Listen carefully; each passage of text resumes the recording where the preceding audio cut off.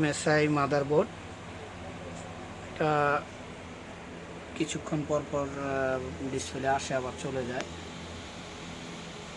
প্রসেসরের মডেল আর প্রসেসর, এটার বায়াস করা আছে 2019-এর 30/12/2019 বায়াস করা আছে। বায়াসটা একটু 25-এর করব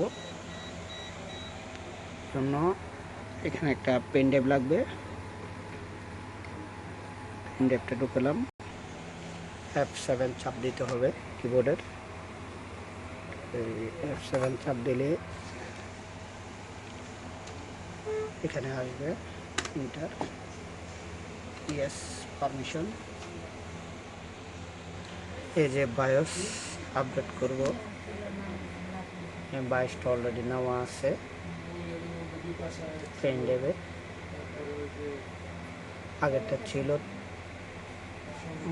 30/12/2019, এখন হচ্ছে আপনার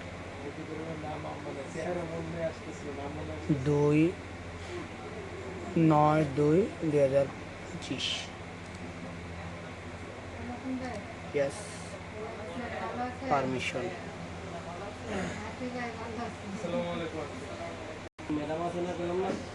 এই পুরোটা ভায়োস হবে 19% হয়েছে, 30% হয়েছে।